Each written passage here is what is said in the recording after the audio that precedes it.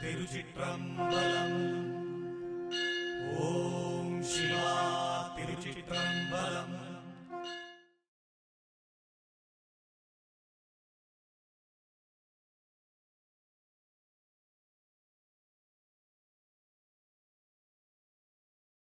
ಈ ಪ್ರಪಂಚದಲ್ಲಿ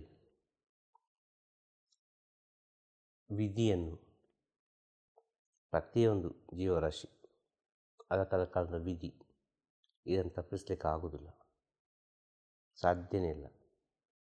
ತಿಳಿದ್ರೂ ಏನು ಮಾಡಲಿಕ್ಕೆ ಆಗೋದಿಲ್ಲ. ಅದು ವಿಧಿ ನಿಯಮ, ಆಗೋದು ಆಗಿಯೇ ಆಗ್ತದೆ. ಈಗ ಕಾಲಜ್ಞಾನ ಅಲ್ವಾ, ಕಾಲಜ್ಞಾನ ಎಲ್ಲ ಬರೆದಿದ್ದಾರೆ. ಹೀಗೆ ಆಗ್ತದೆ, ಹೀಗೆ ಆಗ್ತದೆ, ಹೀಗೆ ಆಗ್ತದೆ ಅಂತ ಹೇಳಿದ್ದಾರೆ ಅಲ್ವಾ ಕಾಲಜ್ಞಾನವನ್ನು. ಹೀಗೆ ಆಗ್ತದೆ ಅಂತ ಹೇಳಿದವರಿಗೆ ಅದನ್ನು ನಿಲ್ಲಿಸಲಿಕ್ಕೆ ಆಗಲಿಲ್ವಾ?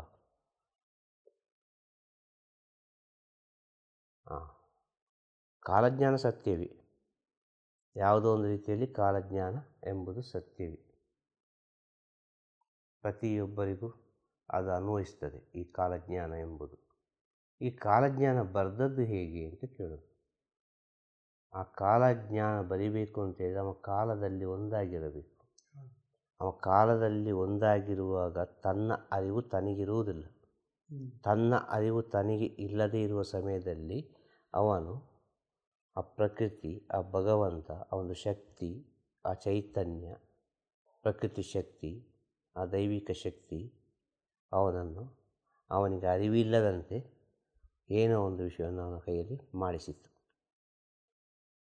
ಅದು ಬರವಣಿಗೆ ಮೂಲಕವೋ ಅಲ್ಲ, ಒಂದು ಎಂತ ಹೇಳೋದು, ಕೋಡ್ ವರ್ಡಿನ ಮೂಲಕವೋ ಅಲ್ಲ. ಇನ್ನು ಅನೇಕ ಗುಪ್ತ ರಹಸ್ಯ ಭಾಷೆಗಳಿದೆ. ಚಿತ್ರದಲ್ಲಿ ಒಂದು ಭಾಷೆ ಇದೆ, ರೇಖೆಯಲ್ಲಿ ಒಂದು ಭಾಷೆ ಇದೆ, ಡಾಟಿನಲ್ಲಿ ಒಂದು ಭಾಷೆ ಇದೆ.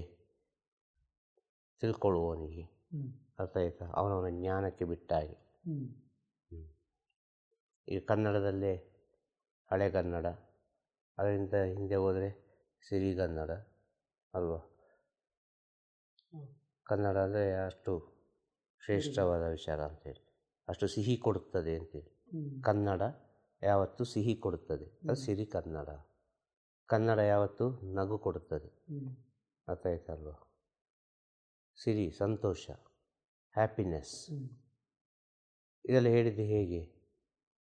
ಅಂತ ಸೂಕ್ಷ್ಮವಾಗಿ ಹೋಗಿ ಅದನ್ನು ತಿಳಿದು ಆ ಭಾಷೆಯನ್ನೆಲ್ಲ ಅಧ್ಯಯನ ಮಾಡಿ ಹೇಳಿದಂಥ ವಿಚಾರ. ನಮಗೆ ಎಂತ ಗೊತ್ತಿಲ್ಲ, ಭಗವಂತ ನುಡಿಸ್ತಾನೆ, ನುಡಿತಾ ಹೋಗ್ತೇವೆ. ಆದರೆ ಗುಣಿಸಿ ಕಳಿಸಿ ಭಾಗಿಸುವಾಗ ಸಿಕ್ಕುವುದು ಇದೇ ಉತ್ತರ. ಕೊನೆಗೆ ಸಿಗುವ ಉತ್ತರ ಇಲ್ಲಿ ಏನು ಹೇಳ್ತದೆ ಅದೇ ಸಿಗುವುದು. ಇದು ಯಾವಾಗ ಅರ್ಥ ಆಗ್ತದೆ ಅಂತ ಗೊತ್ತಿಲ್ಲ ಭಕ್ತಾದಿಗಳಿಗೆ, ಗುರುಮನೆಯ ಮಕ್ಕಳಿಗೆ, ಪ್ರಪಂಚಕ್ಕೆ. ಹೇಳೋದು ಅರ್ಥ ಆಗ್ತದ? Do you understand? Yes. Do you understand? Yes, I understand. ಆಗ ಕಾಲಜ್ಞಾನ ಬರೆದವನಿಗೆ ಕಾಲಜ್ಞಾನದ ಅರಿವಿಲ್ಲ. ಈ ಕಾಲಜ್ಞಾನ ಎಂಬುದು ಹೊರಗೆ ಬಂದದ್ದು ಯಾವಾಗ ಗೊತ್ತುಂಟ? ಕಾಲಜ್ಞಾನ ಎಂಬುದೆಲ್ಲ ಸತ್ಯವೇ ಎಲ್ಲ ಹೇಳಿದಲ್ವ ಇದೆ ವಿಚಾರಗಳೆಲ್ಲ.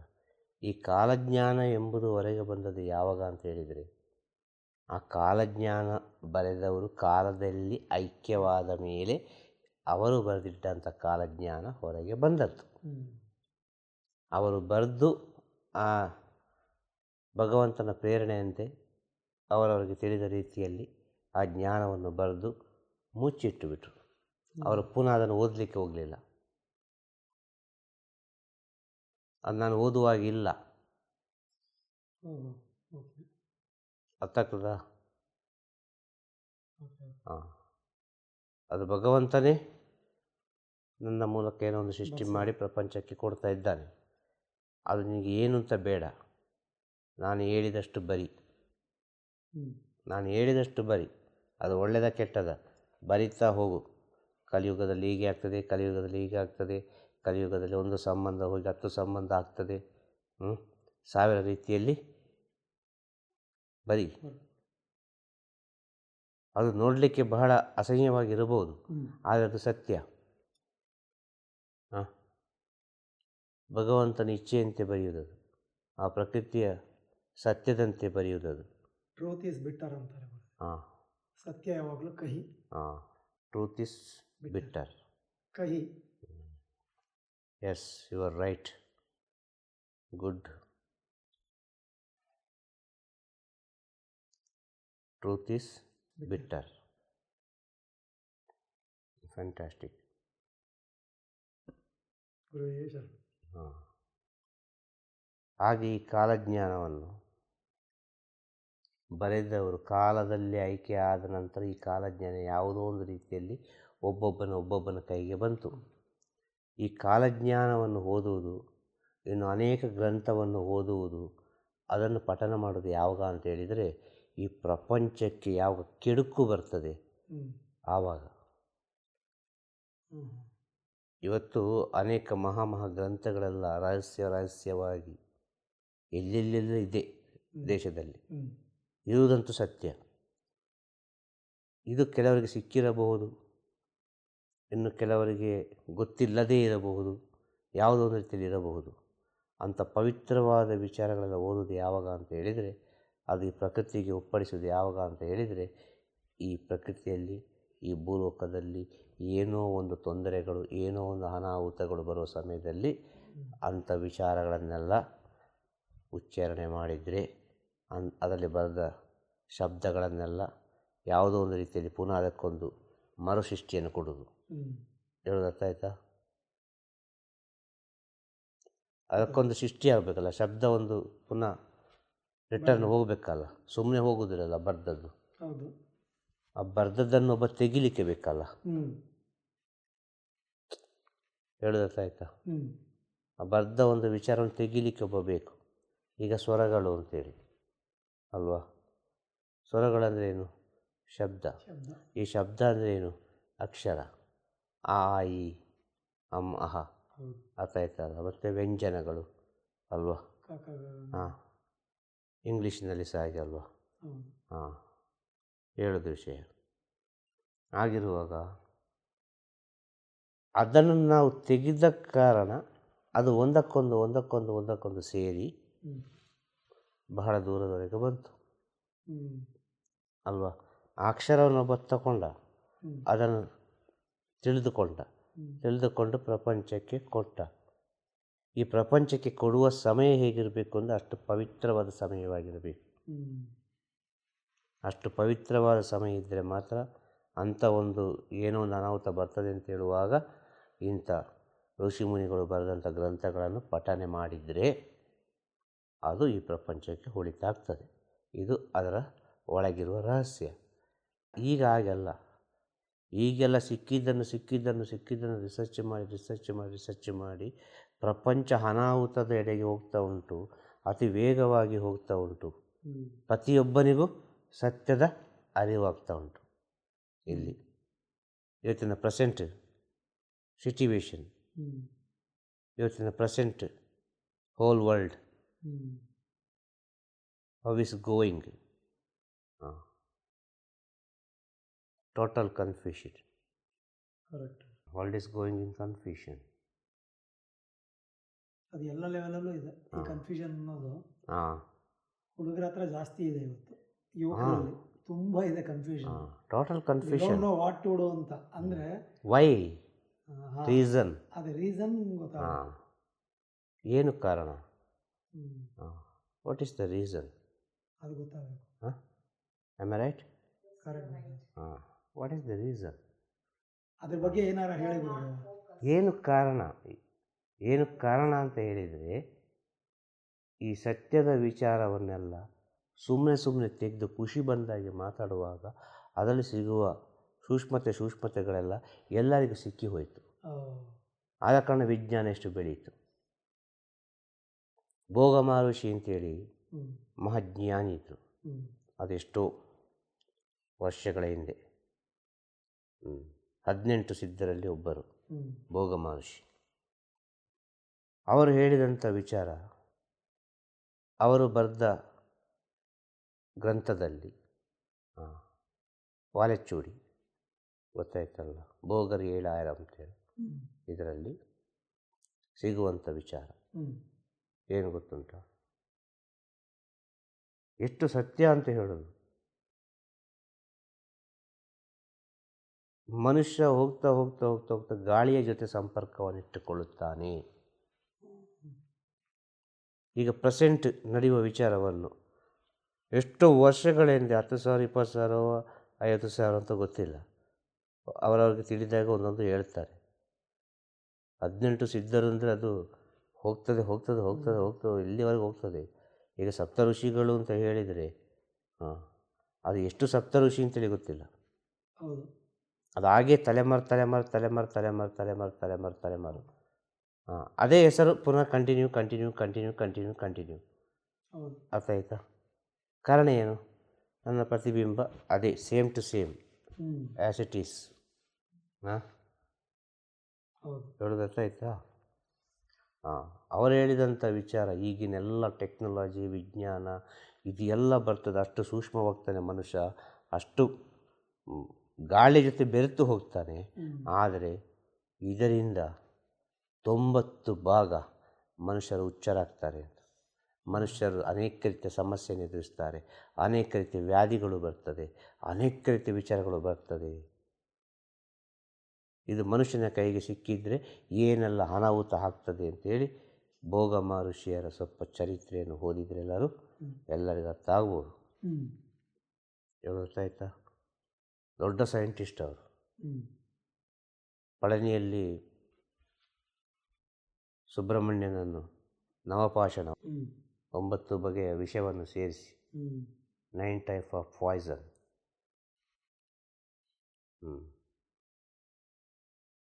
Total mix. This is a ಸಿದ್ಧಿ, ದಿಸ್ ಇಸ್ ಎ ಪವರ್.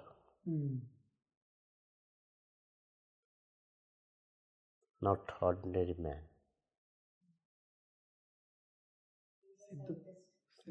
ಸಿದ್ಧ ಪುರುಷ. ಸಿದ್ಧ ಪುರುಷ means type of scientist only. Siddha Purusha means he is a scientist himself. Scientist himself. ಆತ್ಮವಿಜ್ಞಾನ. ಆತ್ಮವಿಜ್ಞಾನವನ್ನು ತಿಳಿದವರು, ಸೌರ ವಿಜ್ಞಾನವನ್ನು ತಿಳಿದವರು. ಹೇಳೋದರ್ಥ ಆಯ್ತಾ? ಆತ್ಮಜ್ಞಾನ, ಆತ್ಮವಿಜ್ಞಾನ, ಅಂತರಂಗದ ಜ್ಞಾನ, ಅದು ಎಲ್ಲವೂ ಈ ಆತ್ಮ ಏನು ಬೇಕು ಅದನ್ನು ರಿಸೀವ್ ಮಾಡ್ತದೆ ಅಂತ ಹೇಳಿದರೆ, ವಿಷಯವನ್ನು ಒಂದು ಮಾಡಿ ಅದನ್ನು ಅಮೃತ ಮಾಡಿ ಪ್ರಪಂಚಕ್ಕೆ ಅನೇಕ ಸಮಸ್ಯೆಗಳಿಗೆ ಅಭಿಷೇಕದ ಮೂಲಕ ಪರಿಹಾರವನ್ನು ಹೇಳಿಕೊಟ್ಟವರು. ಮನುಕುಲದ ಒಳಿತಿಗೆ ಏನೆಲ್ಲ ಮಾಡಿದರು ಅಂತ. 9 ಬಗೆಯ ವಿಷಯವನ್ನು ಒಂದು ಮಾಡೋದಕ್ಕೆ ಸುಲಭದಲ್ಲಿ ಆಗ್ತದಾ? ಇವತ್ತಿಗೂ ಕೂಡ ಸೈನ್ಸಿಂದ ಆಗ್ತಾ ಇಲ್ಲ. ಇವತ್ತಿಗೂ ಕೂಡ ರಿಸರ್ಚು ಮಾಡ್ತಾರೆ, ಅದು ಒಂದು ಆಗ್ತಾನೇ ಇಲ್ಲ. ಇನ್ನು ಮುಂದೆ ಇದನ್ನು ಕೂಡ ಕಂಡುಹಿಡಿತಾರೆ, ಅದು ಹೇಗೆ ಮಾಡಿದ್ರು ಅಂತೇಳಿ. ಆಗ ಪ್ರಪಂಚ ಇನ್ನೂ ಅನಾಹುತಕ್ಕೆ ಬರ್ತದೆ ಅಂತ ಹೇಳೋದು. ಜೊತೆ ಪ್ರತಿಯೊಂದು ವಿಚಾರ ನಮ್ಮ ಋಷಿಮುನಿಗಳು ಹೇಳಿದ ವಿಚಾರವೇ. ಆದ ಕಾರಣ ಹೇಳೋದು, ಮಹಾಭಾರತ ಆದರೂ ಸರಿ, ರಾಮಾಯಣ ಆದರೂ ಸರಿ, ಎಂಥ ಕಾಲಜ್ಞಾನ ಆದರೂ ಸರಿ, ಎಲ್ಲವೂ ಅದು ಕಾಲಜ್ಞಾನವೇ. ನಾವು ಅದಕ್ಕೆ ಪುರಾಣ ಅಂತ ಹೆಸರಿಟ್ಟು 1000 ರೀತಿಯಲ್ಲಿ ಕರಿತೇವೆ. ಅದೆಲ್ಲ ಕಾಲಜ್ಞಾನ ಅಂತ ಹೇಳೋದು. ಈ ಕಾಲಜ್ಞಾನ ಎಂಬುದು ಎಷ್ಟು ಸತ್ಯ ಅಂತ ಹೇಳಿದರೆ ತುಂಬ ಸತ್ಯ. ಇಂದಿನವರು ಹೇಳಿದ ವಿಚಾರ ಅಲ್ಲ. ಆದರೆ ಪ್ರೆಸೆಂಟ್ ಸಿಚುವೇಷನ್ನಲ್ಲಿ ಕಾಲಜ್ಞಾನವನ್ನೆಲ್ಲ ನುಡಿಯುವುದು, ಕಾಲಜ್ಞಾನವನ್ನು ಹೇಳುವುದಲ್ಲ. ಕಾಲಜ್ಞಾನ ಹೇಳುವವರಿಗೆ ಅವರ ಕಾಲದ ಅರಿವಿಲ್ಲ ಅಂತ ಹೇಳೋದು, ಅವರ ಜೀವನದ ಅರಿವಿಲ್ಲ ಅಂತ ಹೇಳೋದು. ಕಾಲಜ್ಞಾನ ಹೇಳಿಕೊಂಡು ಯಾವ ಸ್ಥಿತಿಯಲ್ಲಿದ್ದರೆ ಏನು ಪ್ರಯೋಜನ? ಜ್ಯೋತಿಷ್ಯ ಹೇಳಿಕೊಂಡು ಅವರ ಜ್ಯೋತಿಷ್ಯವೇ ಗೊತ್ತಿಲ್ಲ ಇದ್ದರೆ ಏನು ಪ್ರಯೋಜನ? ಗುರುವಿನ ಸ್ಥಾನದಲ್ಲಿ ಇದ್ದುಕೊಂಡು ಗುರುವಿನ ಸ್ಥಿತಿ, ಗುರುವಿನ ಮಹತ್ವವೇ ಗೊತ್ತಿಲ್ಲದ್ರೆ ಏನು ಕಾರಣ ಅಲ್ವಾ? ಸತ್ಯವನ್ನು ಹೇಳಿಕೊಂಡು ಸತ್ಯದ ಮಹತ್ವವನ್ನು ತಿಳಿದಿದ್ದರೆ ಏನು ಕಾರಣ? ಅಲ್ವಾ? ಸತ್ಯ ಅಲ್ವಾ? ಹಾಂ. ಇವತ್ತಿನ ಪ್ರೆಸೆಂಟ್ ಸಿಚುವೇಶನ್ ಸತ್ಯವನ್ನು ಹೇಳುತ್ತಾರೆ, ಸತ್ಯದ ಮಹತ್ವವೇ ಗೊತ್ತಿಲ್ಲ. ಸತ್ಯ ಅಂದರೆ ಏನಂತಲೇ ಗೊತ್ತಿಲ್ಲ. ಹೀಗೆ ಮಾಡು ಅಂತ ಹೇಳ್ತಾರೆ, ಹೀಗೆ ಮಾಡಿದರೆ ಏನಾಗ್ತದೆ ಅಂತಲೇ ಗೊತ್ತಿಲ್ಲ ಅಲ್ವಾ? ಹೇಳುವವರು ಯಾವತ್ತೂ ಮಾಡುವುದಿಲ್ಲ, ಮಾಡುವವರು ಯಾವತ್ತೂ ಹೇಳುವುದಿಲ್ಲ. ನಮ್ಮ ಋಷಿಮುನಿಗಳೆಲ್ಲ ಮಾಡಿದರು, ಅವರು ಹೇಳಲೇ ಇಲ್ಲ. ನೀನೇ ಹುಡುಕಬೇಕಾದ್ರೆ. ಇವತ್ತು ನಾವು ಏನು ಮಾಡಲಿಲ್ಲ, ಎಲ್ಲವೂ ಹೇಳ್ತೇವೆ. ಇವತ್ತು ನಾವು ಏನು ಮಾಡಲಿಲ್ಲ, ಎಲ್ಲವೂ ಹೇಳ್ತೇವೆ. ಅದು ಹಾಗೆ, ಇದು ಹೀಗೆ, ಅದು ಹಾಕಿದು, ಇದು ಈಚೆ ಅಂತ. ನಾವು ಅದು ಮಾಡ್ತಾನೇ ಇಲ್ಲ, ನಾವು ಕೇವಲ ಹೇಳ್ತಾ ಇದ್ದೇವೆ. ಋಷಿಮುನಿಗಳು ಹೇಳಲೇ ಇಲ್ಲ, ಅದನ್ನು ಮಾಡ್ತಾನೇ ಇದ್ದರು. ಅಂಥವರು ಹೇಳಿದಂಥ ವಿಚಾರಗಳಂಥ ಪವಿತ್ರ ವಿಷಯಗಳೆಲ್ಲ ಇವತ್ತು ಯಾವ್ಯಾವ ರೀತಿಯಲ್ಲಿ ಹೋಗ್ತಾ ಇರುವಾಗ ಪ್ರಪಂಚಕ್ಕೆ ಅರಿವು ಬರದೆ ಇನ್ನೆಂತಾಗೋದು? ಪ್ರಪಂಚದಲ್ಲಿ ಮನಸ್ಥಿತಿ ಕಳೆದು ಇನ್ನೆಂತಾಗೋದು? ಸತ್ಯದ ವಿಚಾರವನ್ನು ಕೆದಕಬಾರದು. ಸತ್ಯದ ವಿಚಾರವನ್ನು ಸತ್ಯದ ಪಾಡಿಗೆ ಬಿಡಬೇಕು ಅಲ್ವಾ? ಅದನ್ನು ಹುಡುಕಲಿಕ್ಕೆ ಹೋದರೆ ಏನು ಆಗಬಹುದು? ಭೂಲೋಕದಲ್ಲಿರುವುದನ್ನು ನೋಡಲಿ, ಅಕ್ಕಪಕ್ಕದಲ್ಲಿದ್ದವರನ್ನು ನೋಡಲಿ. ಅದೇ ಹೇಳೋದು, ಮೊದಲಿಗೆ ಹೇಳಿದದೆ ಏನು ಗೊತ್ತಾ?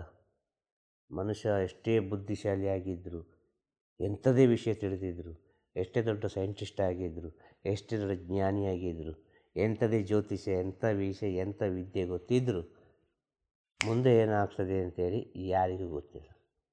ಇಲ್ಲಿ ಯಾರಿಗೂ ಗೊತ್ತಿಲ್ಲ ನೆಕ್ಸ್ಟ್ ಏನಾಗ್ತದೆ ಅಂತೇಳಿ. ನನ್ನ ಜೀವನದಲ್ಲಿ ನಾಳೆ ಏನಾಗ್ಬೋದು, ನನ್ನ ಜೀವನದಲ್ಲಿ ನಾಡ್ದು ಏನಾಗ್ಬೋದು, ಯಾರಿಂದಲೂ ಊಹೆ ಮಾಡಲಿಕ್ಕೆ ಸಾಧ್ಯ ಇಲ್ಲ. ಇದು ವಿಧಿ ನಿಯಮ ಅಂತೇಳಿ. ಈ ಸತ್ಯವನ್ನು ತಿಳಿಲಿಕ್ಕೆ ಬೇಕಾದ್ದು ಗುರುವಿನ ಜ್ಞಾನ. ಈ ಸತ್ಯವನ್ನು ತಿಳಿದವ always happy, any time happy. Always be happy. ಹೇಳ್ಬೇಕಾಯ್ತಾ? ಈ ಸತ್ಯವನ್ನು ತಿಳಿದವ ಎಲ್ಲ ಕಡೆ ಹೇಗಿದ್ದರೂ, ಯಾವ ಸ್ಥಿತಿಯಲ್ಲಿದ್ದರೂ ಅವ ಸಂತೋಷದಲ್ಲಿರ್ತಾನೆ. ಇದು ಎಲ್ಲ ವಿಧಿಯಾಟಪ್ಪ. ಇಲ್ಲಿ ನನ್ನದು ಎಂಥದ್ದು ಇಲ್ಲ ಇಲ್ಲಿ.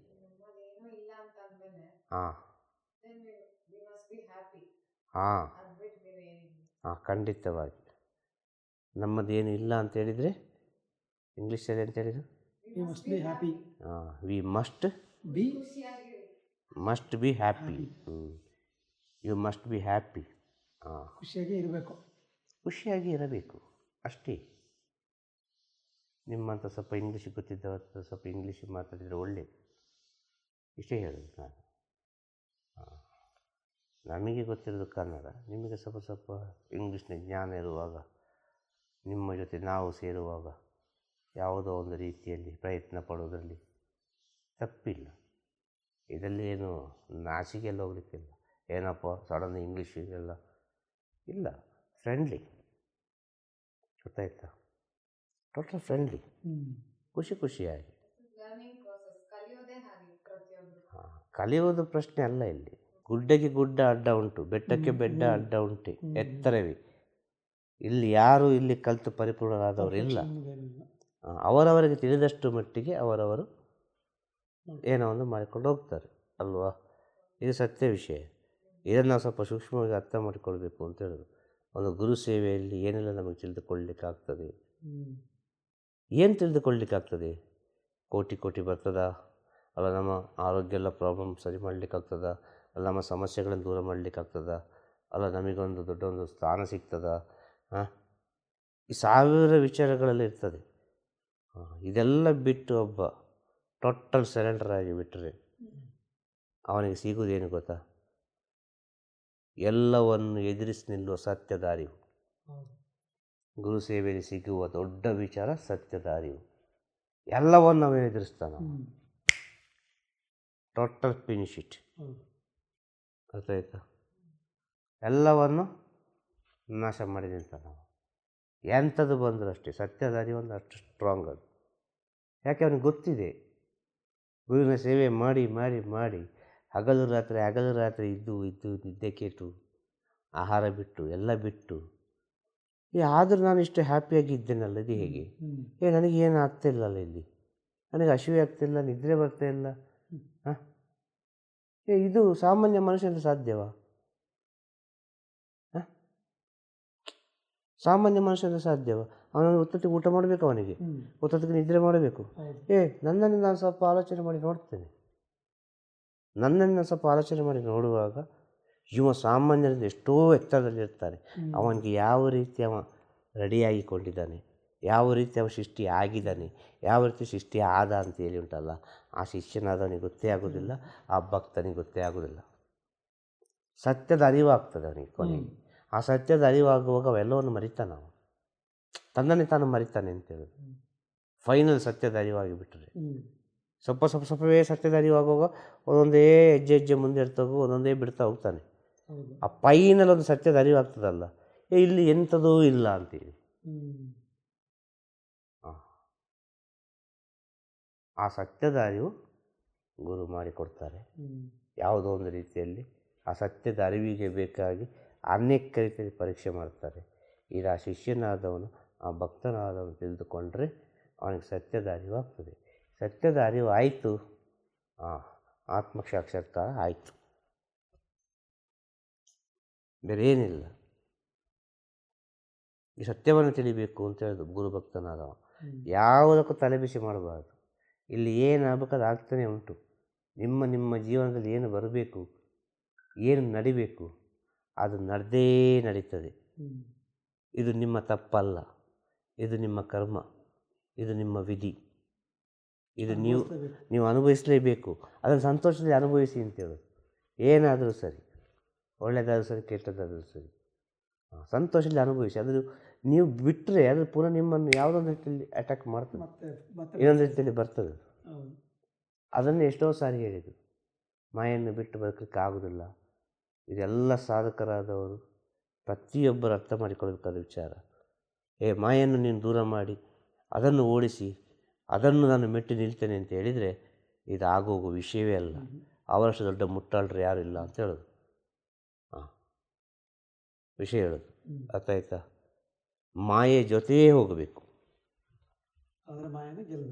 ಮಾಯೆ ಜೊತೆಯೇ ಹೋಗಿ ಹೋಗಿ ಹೋಗಿ ಹೋಗಿ ಹೋಗಿ ಹೋಗಿ ಮಾಯನ್ನು ದಾಟಬೇಕು. ಹೊರತು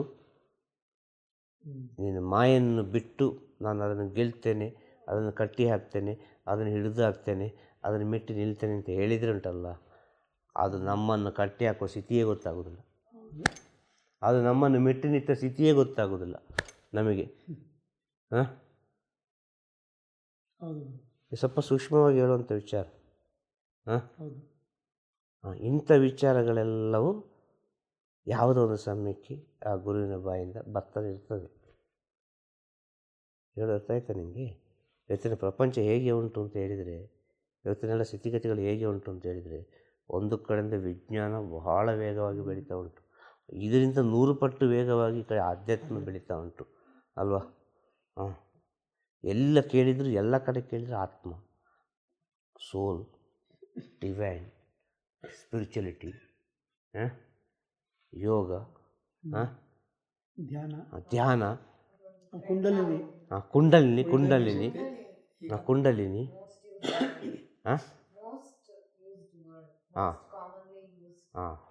ಮೋಸ್ಟ್ ಕಾಮನ್ಲಿ ಯೂಸ್ ವರ್ಡ್ ಕುಂಡಲಿನಿ ಶಕ್ತಿ.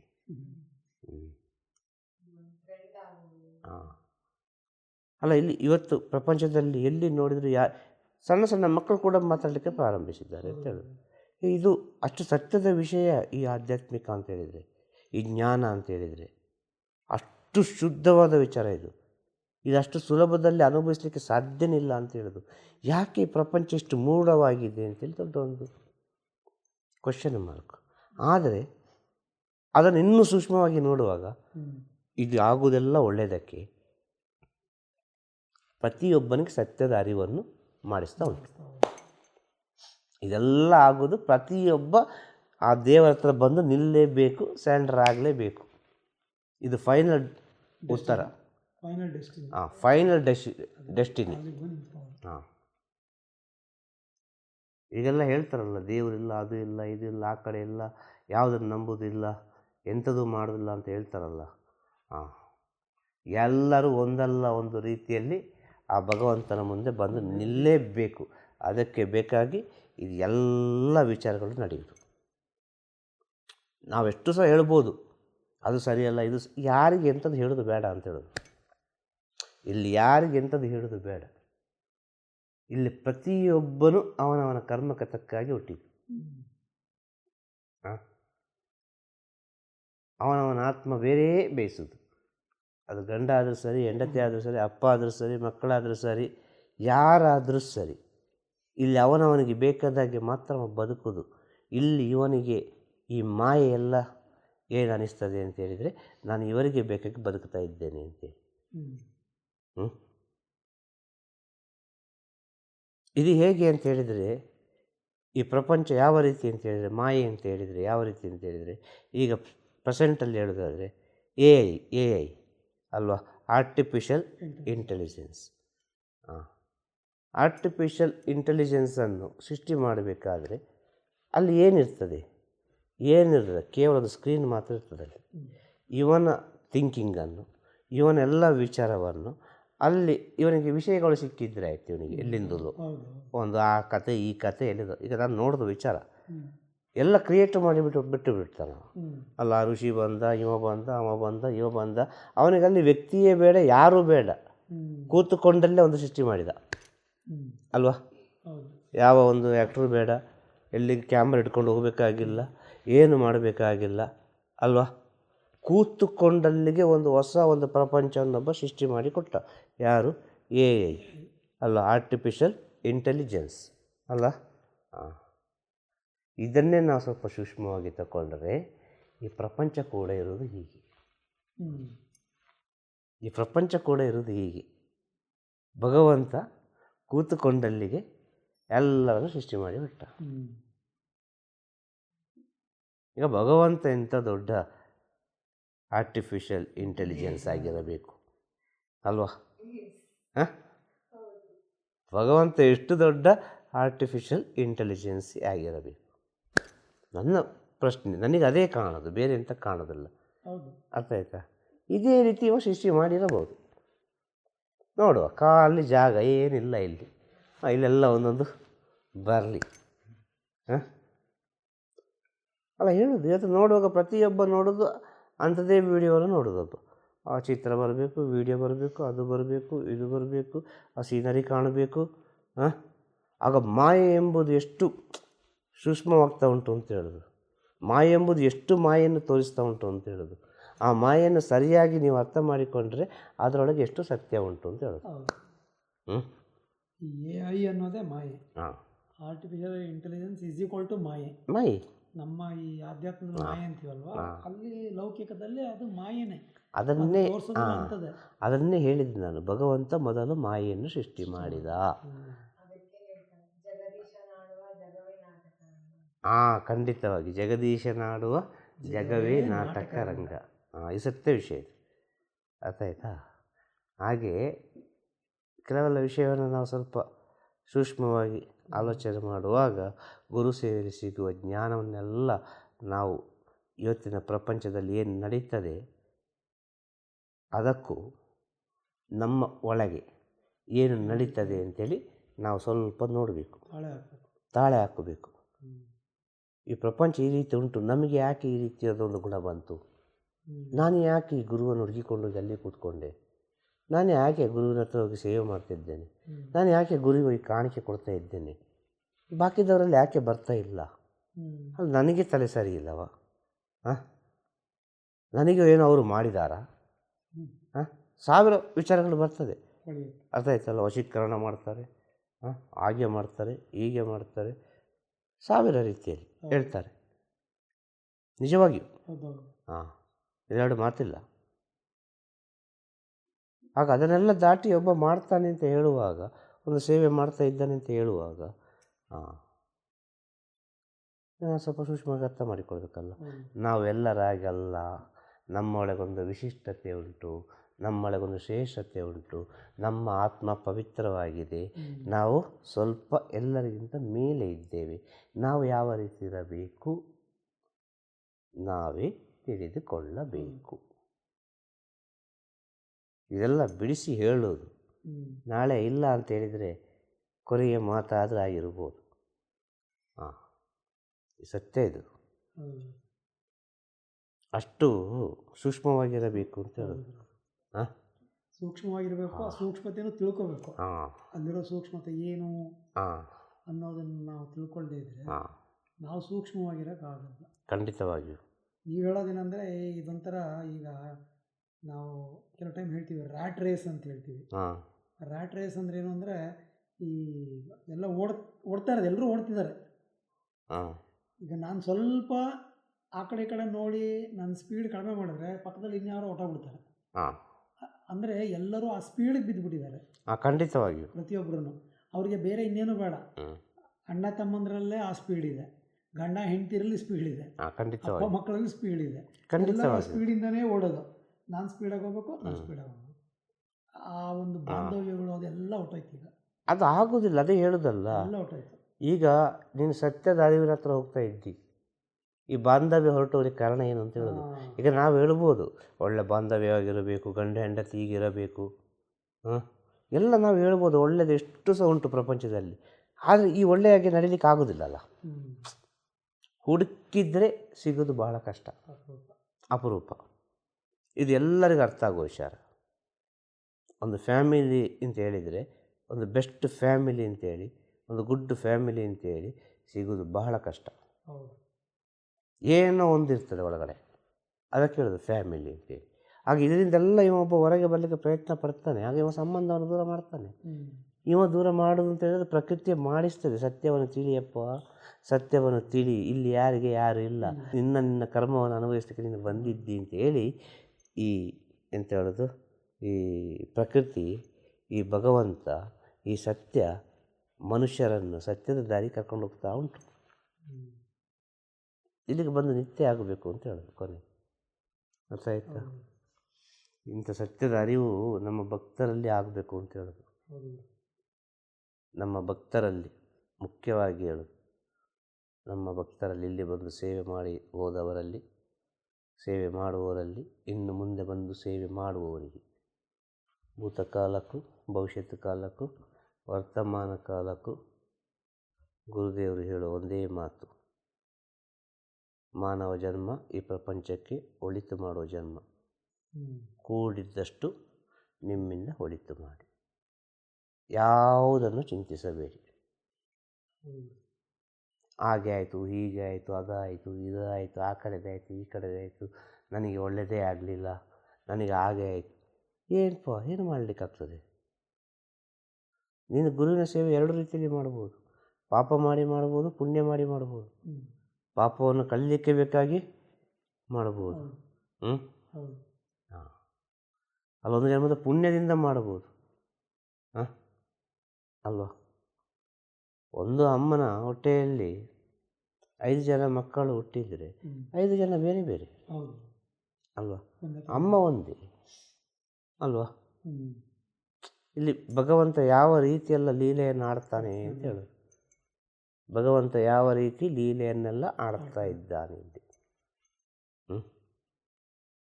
ಇದಷ್ಟು ಸುಲಭದ ವಿಚಾರ ಅಲ್ಲಲ್ಲ. ಆಗ ಇಂಥದೆಲ್ಲ ನಾವು ನಮ್ಮ ಒಳಗೆ ಅಧ್ಯಯನ ಮಾಡ್ತಾ ಹೋಗುವಾಗ ನಮಗೆ ಸತ್ಯದ ಅರಿವಾಗ್ತದೆ. ಇದು ಯಾರು ಪಾಲಿಸಬೇಕು? ಆಸೆಯನ್ನು ಬಿಟ್ಟವ ಇದನ್ನೆಲ್ಲ ಪಾಲಿಸಬೇಕು. ಇದು ಸಂದೇಶ ಅಂತ ಹೇಳಿದರೆ ಯಾರಿಗೆ? ಆಸೆಯನ್ನು ಬಿಟ್ಟವನಿಗೆ. ಗುರುವೇ ಅಂತ ಶರಣಾಗತಿಗೆ ಬರ್ತಾನೆ. ನನ್ನಿಂದ ಪ್ರಪಂಚಕ್ಕೆ ಏನೋ ಒಂದು ಒಳ್ಳೆಯದು ಮಾಡಬೇಕು, ನಾನು ಬಂದು ಹೋದದಕ್ಕೆ ಏನೋ ಒಂದು ಸಾರ್ಥಕತೆ ಇರಬೇಕು ಅಂತ ಹೇಳುವ ಪವಿತ್ರ ಆತ್ಮಕ್ಕೆ ಸಂದೇಶ ಇದು. ಆ ಪವಿತ್ರ ಆತ್ಮ ಯಾವ ಭಕ್ತನಲ್ಲಿ ಉಂಟು ಅಂತ ಗೊತ್ತಿಲ್ಲ, ಯಾವ ಪ್ರಪಂಚದಲ್ಲಿ ಉಂಟು ಅಂತ ಗೊತ್ತಿಲ್ಲ. ಇಲ್ಲಿ ಸೂಕ್ಷ್ಮವಾಗಿ ಅರ್ಥ ಮಾಡಿಕೊಳ್ಬೇಕು ಅಂತ ಹೇಳೋದು. ಯಾಕೆ ಗೊತ್ತಾ? ಗುರು ಹೇಳ್ತಾರೆ ಭಕ್ತರಿಗೆ, ಶಿಷ್ಯಂದರಿಗೆ ಅಂತೇಳಿ. ಆಗ ಇವರು ಭಕ್ತರಿಗೆ ಹೇಳೋದೇನೋ, ಇವರ ಶಿಷ್ಯಂದರಿಗೆ ಹೇಳೋದೇನೋ ಎಲ್ಲ ವಿಚಾರಗಳು ಬರ್ತದೆ. ಅಲ್ಲ, ಅದು ಪವಿತ್ರ ಆತ್ಮಕ್ಕೆ ಹೇಳೋದು. ಆ ಪವಿತ್ರ ಆತ್ಮ ಯಾವ ಶಿಷ್ಯನೊಳಗೆ ಉಂಟು, ಯಾವ ಭಕ್ತನೊಳಗೆ ಉಂಟು ಅಂತೇಳಿ ಕಂಡುಹಿಡಿಯೋದು ಭಾಳ ಕಷ್ಟ. ಆ ಪವಿತ್ರ ಆತ್ಮವನ್ನು ಕಂಡುಹಿಡಿಬೇಕು ಅಂತ ಹೇಳಿದರೆ ಏನೋ ಒಂದು ಈ ಕಡೆಯಿಂದ ಕೊಡಬೇಕು, ಈ ಕಡೆಯಿಂದ ಆ ಕಡೆ ಬಿಸಾಡಬೇಕು. ಈ ಕಡೆಯಿಂದ ಆ ಕಡೆ ಬಿಸಾಡುವಾಗ ಪವಿತ್ರ ಆತ್ಮ ಕ್ಯಾಚ್ ಹಿಡಿತದೆ ಅದನ್ನು, ಪವಿತ್ರ ಆತ್ಮ ಅದನ್ನು ಕ್ಯಾಚ್ ಹಿಡಿತದೆ. ಆಗ ಗೊತ್ತಾಗ್ತದೆ, ಓ ಇದು ಪವಿತ್ರ ಆತ್ಮ. ಒಂದು 100 ಜನ ನಿಂತ್ಕೊಂಡಿದ್ದಾರೆ ಅಂತ ಇಟ್ಟುಕೊಳ್ಳಿ, ಅರ್ಥ ಆಯ್ತಾ ಅಲ್ವಾ? ಹಾಂ, ಒಂದು ಗುರು ಮೇಲೆ ನಿಂತ್ಕೊಂಡಿದ್ದಾರೆ, ಹಾಂ, ಡೈರೆಕ್ಟ್ ಮಾತಾಡೋದು, ಅರ್ಥ ಆಯ್ತಾ ಅಲ್ವಾ? ಮೇಲೆ ನಿಂತ್ಕೊಂಡಿದ್ದಾರೆ ಎತ್ತರ ಸ್ಥಾನದಲ್ಲಿ. ಅಲ್ಲಿಂದ ಏನೋ ಒಂದು ಆ್ಯಪಲ ಏನೋ ಒಂದು ಬಿಸಾಡ್ತಾರೆ, ಮೇಲೆ ಹೂವು ಏನೋ ಒಂದು ಬಿಸಾಡ್ತಾರೆ. ಒಂದೇ ಬಿಸಾಡೋದು, ಒಂದೇ ಒಂದು ಬಿಸಾಡೋದು.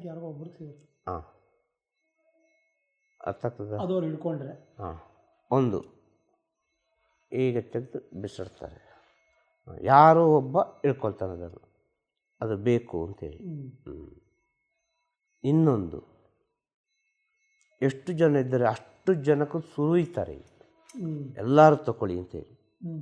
ಹಾಂ, ಕೆಲವರು ಅದನ್ನು ಬಿಟ್ಟು ಬಿಡ್ತಾರೆ, ಕೆಲವರು ಅರ್ಧಂಬರ್ಧ ಕಚ್ಚಿ ಬಿಸಾಡ್ತಾರೆ, ಇನ್ನು ಯಾವ್ಯಾವ ರೀತಿಯಲ್ಲಿ ಬಿಸಾಡ. ಒಬ್ಬ ಏನು ಮಾಡ್ತಾನೆ ಗೊತ್ತುಂಟ?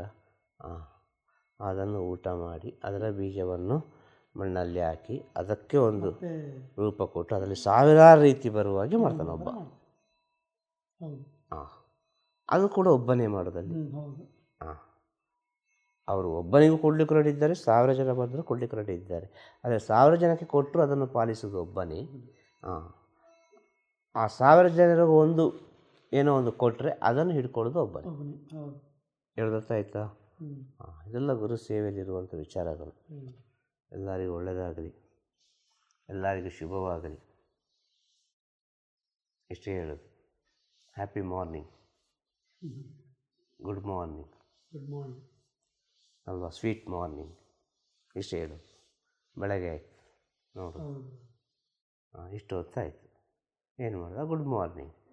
ಈಗ ಅದ ಪೂಜೆ ಆಯಿತು, ಗಂಟೆ ಹೊಡೆದ್ರು, ಶಂಖ ಹೊಡೆದ್ರು, ಎಲ್ಲ ಓದಿದ್ರು ಅಲ್ವಾ? ಆಗೊಂದು ಶುಭಾಶಯ, ಎಲ್ಲ ಶುಭ ಮುಂಜಾನೆ ಹೇಳೋದು ಅಲ್ವಾ? ಇಂಗ್ಲೀಷಲ್ಲಿ ಗುಡ್ ಮಾರ್ನಿಂಗ್. ಒಳ್ಳೆಯದು. ಇಂಗ್ಲೀಷ್ನವ್ರು ಅಷ್ಟಾದರೂ ಒಂದು ವರವನ್ನು ಕೊಟ್ಟು ಹೋಗಿದ್ದಾರೆ. ಹಾಂ, ಏನು ಹೇಳ್ತಿ? ಎಲ್ಲರಿಗೂ ಶುಭವಾಗಲಿ. ತಿರುಚಿಟ್ರಂಬಲಂ. ಗುರುವೇ ಶರಣಂ. ನಮಃ ಶಿವಾಯ, ನಮಃ ಶಿವಾಯ, ನಮಃ ಶಿವಾಯ.